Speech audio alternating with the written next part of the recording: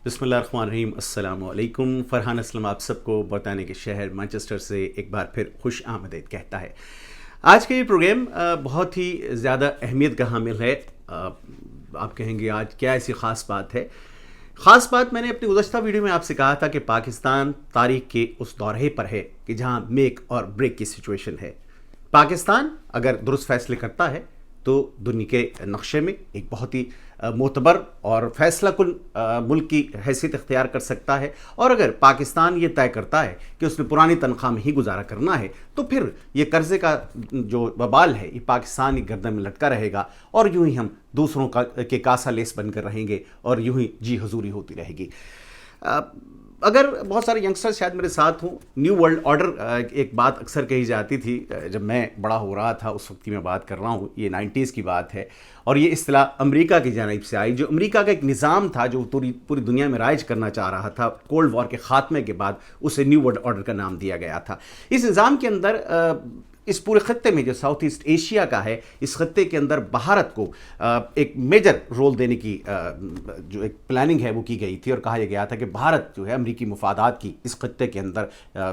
निगरानी करेगा और पाकिस्तान और दीगर ममालिक जो हैं वो इससे दब कर रहेंगे। यानी कि भारत जो है उसको एक बिग बॉय का रोल दे दिया गया था खत्ते के अंदर, जिस पर पाकिस्तान ने एहतजाज किया। लेकिन ये मामला इसलिए नहीं पनप पाया कि 1979 में अफगानिस्तान पे रशिया ने हमला कर दिया और अमेरिका को पाकिस्तान की ज़रूरत पड़ गई। और जिसके बाद फिर आपने ये देखा कि जब तक अफगान वॉर चलती रही, अमेरिका पाकिस्तान की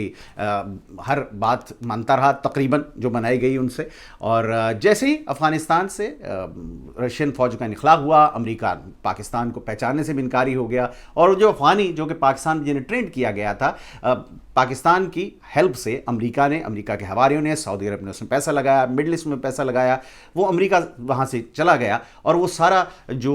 परेशानी थी, वो सारे जितने भी फाइटर्स थे, जंगजू थे, वो पाकिस्तान के हिस्सों में छोड़ दिए गए कि हम उससे नबर्द आजमा हो कि अब इस मसले से कैसे निकलना है और जो क्लशनकोफ कल्चर एक पाकिस्तान में आ गया था उससे कैसे छुटकारा हासिल करना है। फिर पाकिस्तान ने एटमी धमाके किए, पाकिस्तान पाबंदियाँ लगा दी गई, पाकिस्तान जो कुछ हो सकता था हमारे साथ वो करने की कोशिश की गई। इक़्तिसादी तौर पर अनफॉर्चुनेटली उस वक्त हुक्मरान भी ऐसे थे कि जो दूररस निगाह नहीं रखते थे और बातों को जिस अंदाज से हमें हैंडल करना चाहिए था शायद हमने नहीं किया। और फिर 9/11 हुआ और फिर एक बार फिर अमेरिका को पाकिस्तान की ज़रूरत पड़ गई और एक टेलीफोन कॉल पर हम अमेरिका के आगे सर्वसजूद हो गए और जो कुछ अमेरिका ने कहा हमने अमेरिका को देने पर रजामंदी का इजहार कर लिया। ये बात मैं नहीं कह रहा, ये आपको मालूम है, डोनाल्ड रमसफेल्ड की किताब है if I am not wrong, जिसमें उन्होंने सब कुछ लिखा है कि टेलीफोन किया गया और ये एक्सपेक्ट कर रहे थे कि पाकिस्तान बार्गेन करेगा, कुछ बातें मानेगा कुछ बातें नहीं मानेगा। लेकिन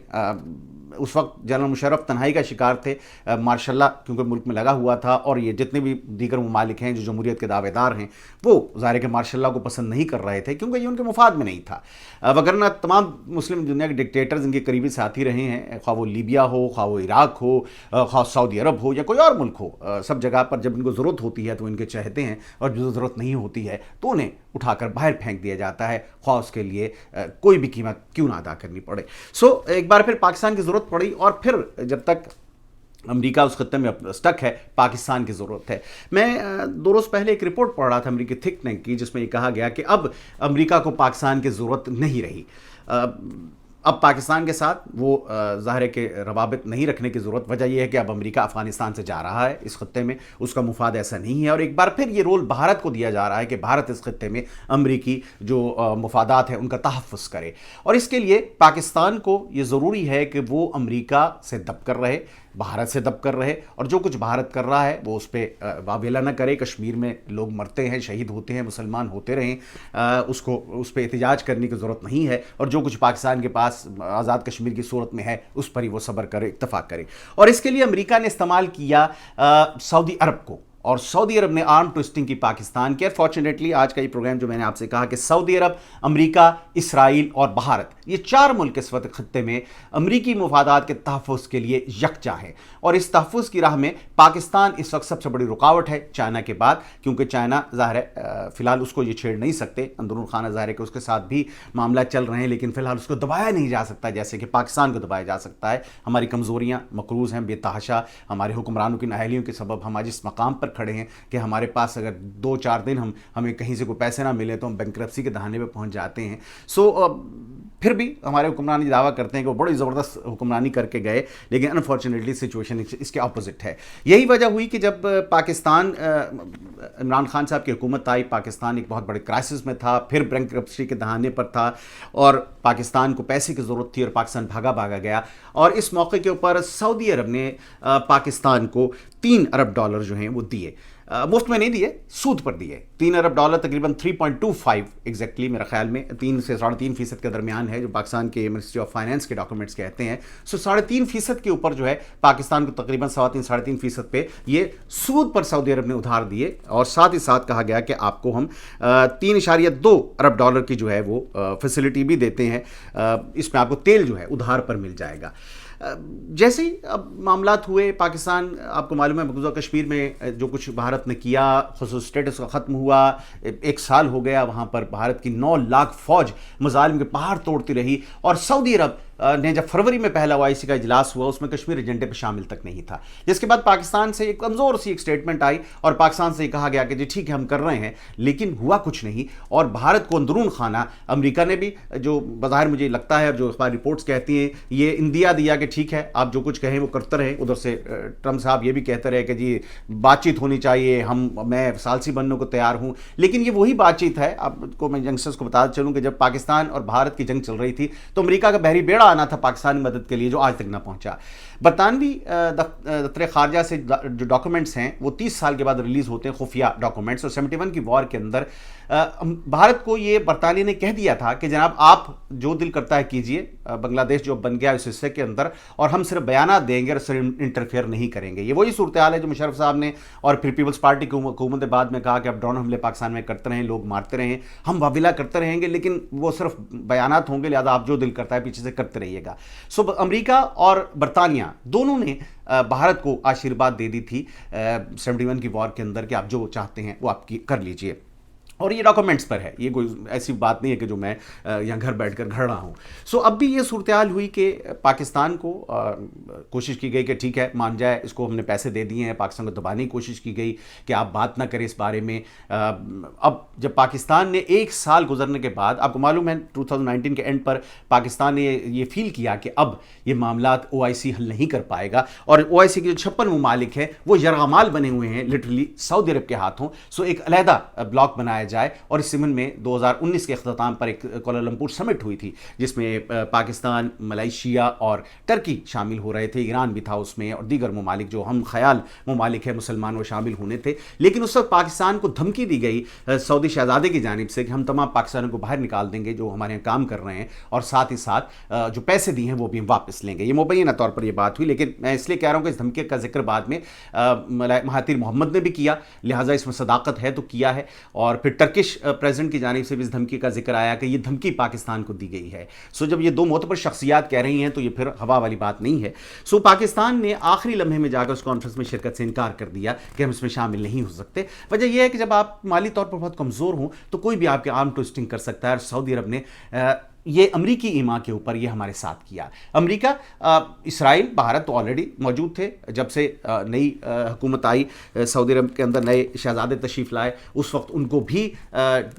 دبانا شروع کر دیا امریکہ نے. ترکی میں جو کچھ ہوا, ایک صحافی کو قتل کر دیا گیا, اس کے اوپر ظاہر ہے کہ وہ بیک فٹ پر آ گئے تھے, اور پھر آپ نے سنا ہوگا کہ چند روز پہلے ہی امریکی عدالت کے اندر شہزادے پر مقدمہ قائم کر دیا گیا ہے. ادھر سے امریکہ دبا رہا تھا. انٹرسٹنگ بات یہ ہے کہ امریکہ سعودی عرب کے پیسوں پر بہت سارا انحصار کرتا ہے. جیسے ہی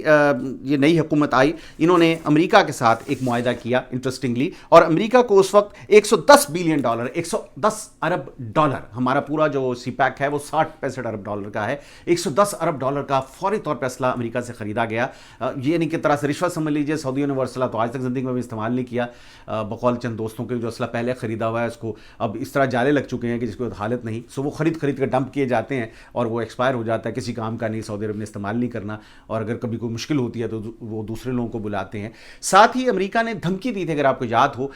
شہزادے کو, سعودی شہزادے کو, کہ ہم 1 ہفتہ اگر آپ کی سپورٹ چھوڑ دیں تو آپ کی حکومت قائم نہیں رہ سکتی. جس کے بعد وہ بیک فٹ پر آ گئے. جب ہم یہ یقین کر لیں کہ اللہ تعالیٰ کے بجائے امریکہ ہمیں حکومت دے رہا ہے تو پھر یہی صورتحال ہوتی ہے. اور پھر امریکہ نے $110 ارب فوری طور پر ان سے لیا. امریکہ دنیا کا سب سے بڑا مقروض ملک ہے, جس کے بعد کہا گیا کہ اگلے 10 سالوں کے اندر آپ نے ہمیں $350 ارب اور دینے ہیں. انٹرسٹنگ بات ہے. اور یہ سارا جو معاملہ ہوا اس کے باوجود بھی دیکھ لیجئے کہ سعودی عرب جو ہے وہ امریکی اس کے سارے سلسلے میں ان کی باتوں کو ماننے پر مجبور ہے, کیونکہ وہ سمجھتے ہیں کہ امریکی سپورٹ کے بغیر ان کی حکومت کو چلنا پاسبل نہیں ہے ان کی حکومت کا. یہی وجہ ہے کہ OIC نے کچھ بھی نہ کیا سوائے ایک کمزور سی اسٹیٹمنٹ کی, اور پاکستان نے جب یہ چاہا کہ وہ اس معاملے میں اپنے طور پر کچھ کرے تو اس پہ شہزادے نے بڑا برا منایا. وہ یہ چاہتے ہیں کہ جو امریکہ اور اس کے حوارین اسرائیل بالواسطہ طور پر یا سعودی عرب جو کہتا ہے,